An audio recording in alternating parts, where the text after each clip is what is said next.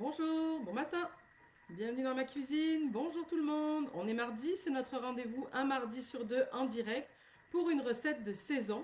Aujourd'hui, je vous propose une recette super rapide de bouillon à l'asiatique, vraiment très simple, puis qui va être équilibrée. Puis vous allez voir qu'il va y avoir 36 millions de variantes pour que vous puissiez la faire, peu importe plus ou moins ce que vous avez à la maison. Alors d'abord on s'installe, on vérifie que tout va bien. Vous savez que vous pouvez m'envoyer un message pour que je puisse répondre au fur et à mesure à vos questions. Louise est là. Bon matin, Louise.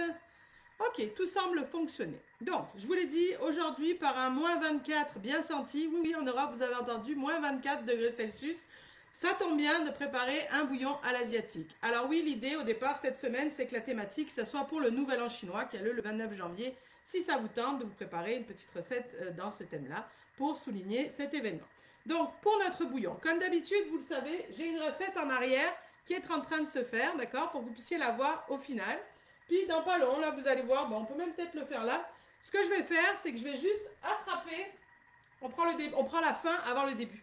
J'attrape mon varoma, vous voyez pas vraiment ce qu'il y a dedans, mais vous comprenez que à un moment donné de la cuisson, on va avoir besoin de venir le placer ici et de programmer alors 10 minutes. Vous comprenez que ça va nous laisser le temps, nous, de préparer la recette en repartant depuis le début. Alors paniquez pas, c'est bizarre, mais je veux que vous me voyez faire pour que vous ayez toutes les étapes de la recette. Ça va? Alors on recommence à zéro. Donc là, notre bouillon asiatique, on est parti.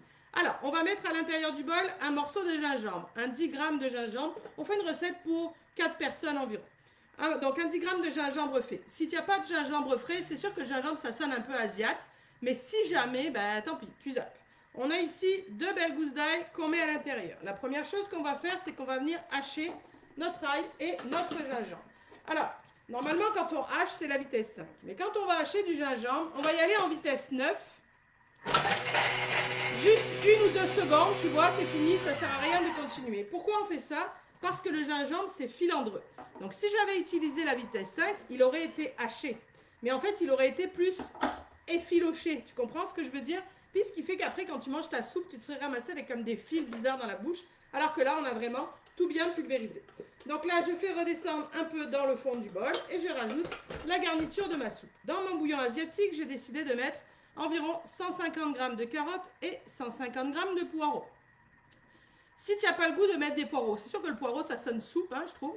Mais si tu n'as pas le goût, t'as pas le goût ou tu n'en as pas, éventuellement, un oignon à la place pourrait convenir. D'accord? Donc là, carottes, oignons à l'intérieur du bol. On referme et là, on va venir hacher, comme on fait tout le temps, 5 secondes vitesse 5 pour avoir nos pépites classiques. Voilà, jusque-là, c'est pas compliqué. Vraiment, vous allez voir, elle est super rapide. Et encore qu'on va meubler pour que je vous raconte un peu les ingrédients, tellement c'est vite cette recette. Alors, ici donc, les ingrédients de notre soupe sont hachés correctement. On va s'occuper maintenant de notre bouillon. Donc, dans cette soupe, donc on n'a pas besoin de faire revenir. On pourrait, si on le souhaite, à cette étape-là. Mais là, je voulais un bouillon clair. Tu sais, vraiment le bouillon asiate clair, ça veut dire justement que ça n'a pas été revenu. Il n'y a rien qui est rissolé. Donc, ça reste très transparent. Vous savez que si vous avez le goût ou envie, vous pouvez m'envoyer des messages. Je vous y réponds en direct sans problème. Oui, Louise nous dit qu'elle met du chou chinois à la place du poireau. Oui, aussi, vous allez voir qu'on va en utiliser. Ça pourrait aussi être une variante. Donc là, on rajoute notre bouillon et on y va pour environ 1,2, 1,3 kg d'eau. On remplit pratiquement notre bol. Voilà, d'accord? Ensuite, on va venir assaisonner ça à l'asiatique. Donc pour assaisonner ça à l'asiatique, pour que ça donne le goût particulier des bouillons asiates, on va y aller avec de la sauce soja. Donc la sauce soja, c'est la sauce classique. N'achetez pas la sauce... tu sais, la sauce soja, c'est très salé. C'est normal, c'est l'assaisonnement des asiatiques. C'est du sel pur, là, ces concepts. C'est pour assaisonner des bouillons, c'est pour tremper ces rouleaux ou ces sushis. D'ailleurs, la plupart du temps, vous savez que quand on trempe dans la sauce soja, chez les Asiatiques, ils vont la couper avec de l'eau justement pour que ça soit moins salé. Par contre, n'achetez pas la sauce soja allégée en sel. C'est juste que tu achètes de l'eau. Hein. Ils vont remplir la bouteille à moitié puis ils vont compléter avec de l'eau. Ça n'a aucun intérêt. Autant que tu le fasses toi quand tu as décidé de le faire. Donc là, on y va. Par contre, c'est sûr qu'il y a différentes sauces soja. Trouve la tienne et reste-y parce que je ne sais pas si vous avez remarqué, mais il y a des sauces soja qui sont plus amères que d'autres. En fait, parce que des fois, c'est la couleur foncée. Ça vient de la fermentation du soja, etc. Mais parfois, ils trichent en mettant comme des mélasses, puis des caramels, puis pour que ça coûte moins cher. Et ça rend ça amer. Puis quand on cuisine asiatique, c'est la sauce soja qui fait le plat. Donc si ta sauce de base est pas bonne, ben, ton résultat ne sera pas terrible. Donc là, on y va. On va mettre 25 grammes de sauce soja. Donc pour assaisonner dans le sens sel, mais également parfumer notre bouillon. Dans le même genre, on va utiliser de la sauce poisson. La sauce poisson, c'est affreux. Oh, tu sens ça, tu veux mourir, c'est horrible. Pourquoi? Parce que tout simplement, la sauce poisson ou sauce gnocchman en France, c'est du poisson fermenté dans une saumure à beaucoup de sel. Le poisson, puis là, ça reste comme ça macère jusqu'à ce que vous... puis après, ça coule un jus. Puis c'est ce jus-là qui vient de là. Donc c'est sûr que là, tout seul, mais pareil, c'est salé. Puis surtout, c'est très prononcé en goût. Et c'est ça qui va vraiment aussi donner le goût asiatique à ton bouillon. Donc là, on y va aussi pour 25 grammes.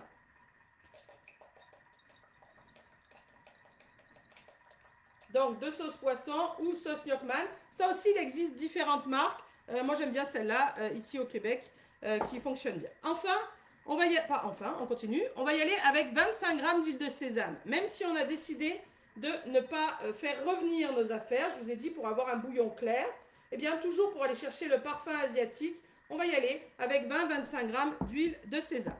L'huile de sésame, c'est de l'huile de sésame torréfiée qu'on utilise. Ça veut dire de l'huile de sésame grillée pour rehausser les parfums. Dans le cadre d'un bouillon comme ça, c'est intéressant parce que justement, ça va apporter du goût. Si tu trouves que ta sauce sésame est trop concentrée quand tu fais sauter des affaires, là, tu peux la couper pour moitié avec de l'huile végétale. Tu comprends? Mais je trouve qu'acheter quelque chose, ça vaut mieux acheter de la torréfiée ou de la grillée plutôt que de la crue parce que le sésame, on a déjà remarqué la différence entre une graine de sésame crue ou torréfiée quand tu la croques.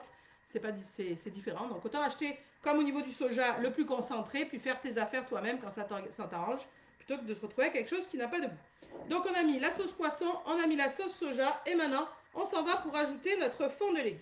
Alors, le fond de légumes, vous savez, c'est notre fond de légumes fait maison avec nos épluchures, dans le sens pour ne pas jeter.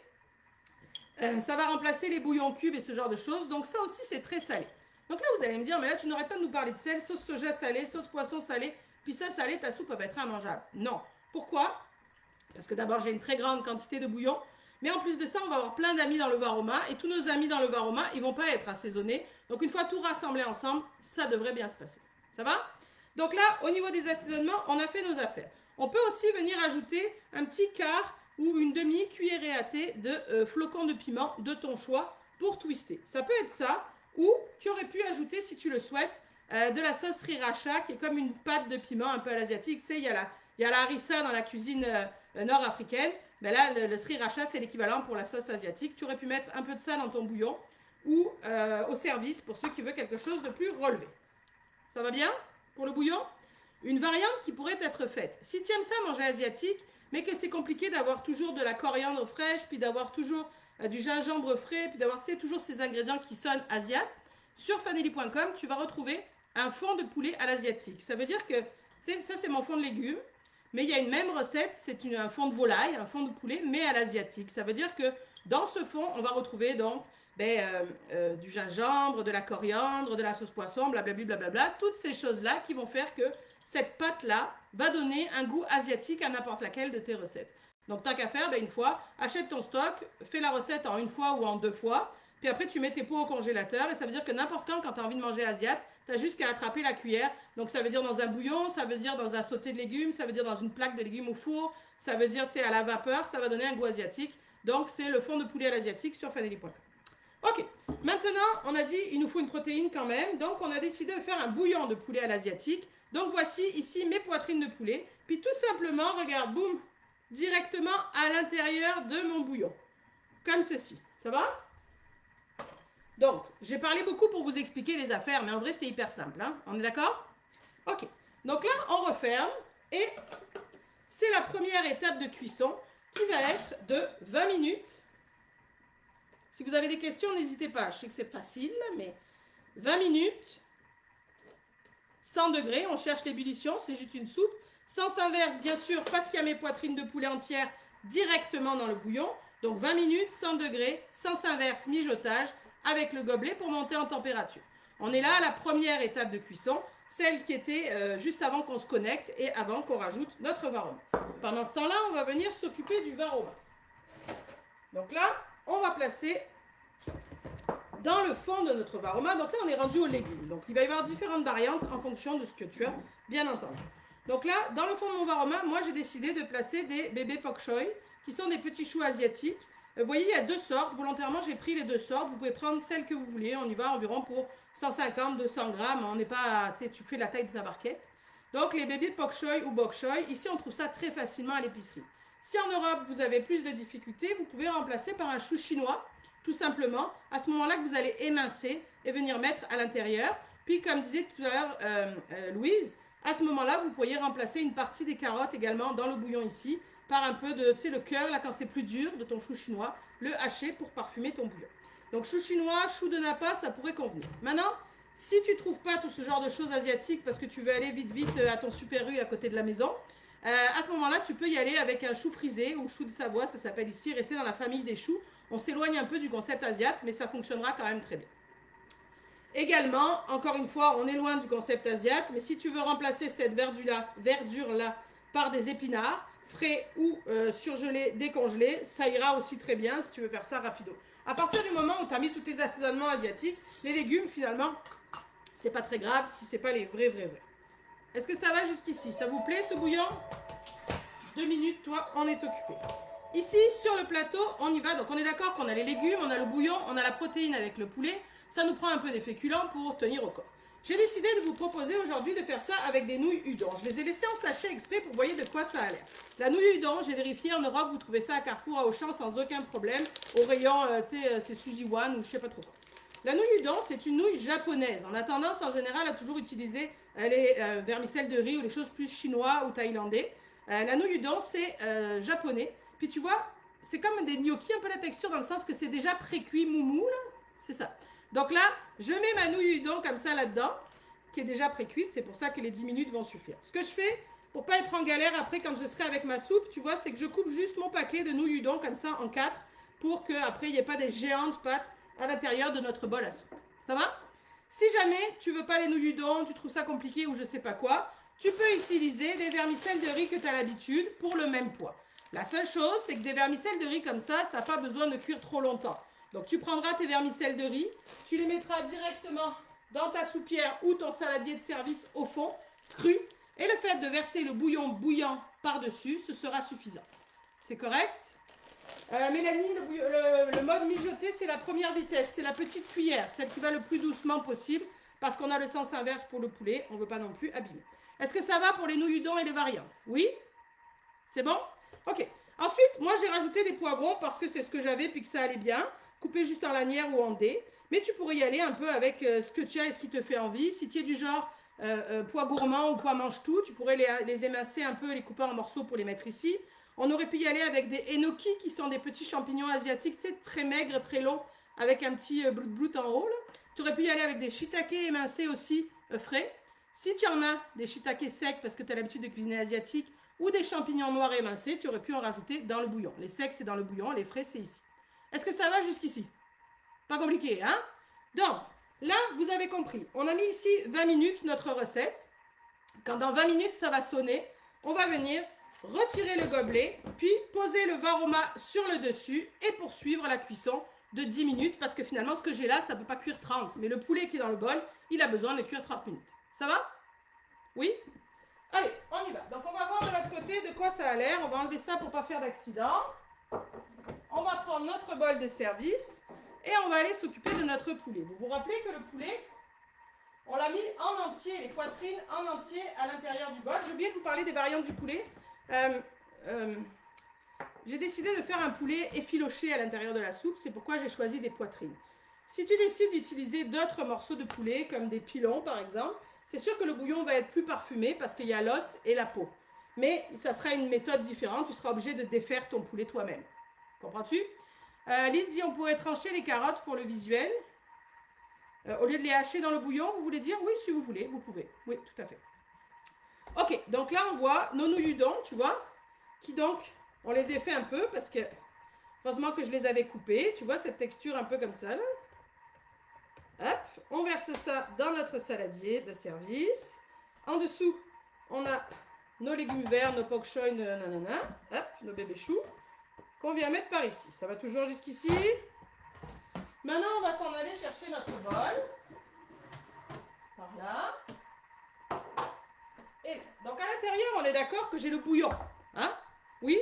Mais ce que je vais faire, c'est que je vais d'abord aller pêcher mon poulet pour pas qu'il fasse un splunge quand il tombe dans mon bol de service et parce que je veux venir les filocher par la suite. Donc là, tu vois, mes poitrines de poulet qui sont cuites, parfaites, qu'on vient ici. Même si elles n'avaient pas la peau et les os, faire cuire ton poulet directement à l'intérieur du bouillon, ça va parfumer beaucoup ta recette. Hein. Donc là, on verse tout notre bouillon qui sent super bon dans notre plat de service. Avec donc nos poireaux, l'ail, le gingembre. Puis je replace mes poitrines comme ça directement entières à l'intérieur du bol. Et je vais m'en aller 4 secondes sens inverse, vitesse 4, juste pour les effilocher. Donc je mets le sens inverse parce que je veux juste les défaire et pas les hacher. Et la vitesse 4 pour pas que ce soit trop rapide. Et encore une fois, pour juste avoir un effiloché de poulet. Ça va? Donc ça secoue un peu, c'est normal. Et voilà, 4 secondes, sens inverse, c'est important, sinon tu vas hacher ton poulet. Et regarde de quoi ça a l'air, cet effiloché. Regarde ça. Moi j'aime ça dans la soupe, ça va faire comme des petits filaments. Qu'est-ce que j'allais te dire? Puis ça, cette astuce du poulet effiloché, bien sûr, tu peux le reprendre pour toutes sortes de recettes, pour mettre dans des sandwichs avec de la mayo. Regarde dans ça. C'est cool, non? Donc un bouillon hyper parfumé, avec le poulet, puis tous nos parfums asiatiques, puis notre effiloché de poulet qui va aller un peu partout dans la sauce. Les bébés pak choi, là, j'ai oublié de vous le dire, je les ai coupés en long parce que pour le visuel, c'est plus joli. Mais si tu as des enfants, des maris ou des gens un peu récalcitrants, tu peux les émincer sur la longueur, tu comprends? Pour que ça fasse des morceaux plus petits quand tu attrapes avec la cuillère. Parce que c'est sûr que là, c'est fancy un peu, mais en réalité, c'est compliqué à attraper ton pak choi. Qu'est-ce que vous en dites? Vous êtes sous plat? Pas pire, non, avec notre bouillon ici. Donc là, au service, c'est toi qui vois, en fonction de ce que tu aimes dans ta famille ou pas. Tu peux venir rajouter un petit peu de coriandre. J'aime pas la hacher, moi j'aime ça la laisser un peu en feuilles. Mais c'est absolument pas obligé. Puis ne va pas à l'épicerie pour acheter de la coriandre si tu n'es pas, tu sais, c'est pas obligé en tout cas. Et comme je te l'ai dit, si tu le souhaites, tu peux venir rajouter soit directement, soit poser sur la table de la sriracha qui est une pâte de piment asiatique pour ceux qui aimeraient s'en rajouter. Voilà, je vous l'ai dit que c'était rapide cette recette aujourd'hui. Qu'est-ce que vous en pensez? Super facile. Super facile. Ok, j'espère que ça vous a plu cette recette de bouillon à l'asiatique pour souligner le nouvel an chinois qui est le 29 janvier prochain. Nous, vous savez qu'on se voit une fois tous les 15 jours. Donc déjà, jeudi cette semaine, on continue la cuisine asiatique avec les membres du club VIP. On va préparer un riz frit à l'asiatique. Je mets des guillemets parce que c'est comme ça que ça s'appelle, un riz frit. C'est comme sauté au wok avec des légumes, du poulet puis du riz.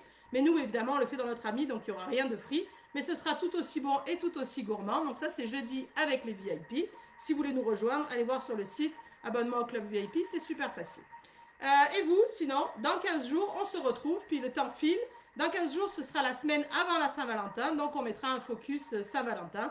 Vous le savez, ici au Québec, la Saint-Valentin, c'est pas juste pour les amoureux, la Saint-Valentin, c'est pour les gens qu'on aime. Donc, on peut souligner nos collègues de travail, notre meilleur ami, nos enfants, etc., etc. Donc, des belles recettes dans 15 jours pour souligner la Saint-Valentin. Merci à tous d'avoir été là et si vous avez des questions, vous savez où me trouver. Salut!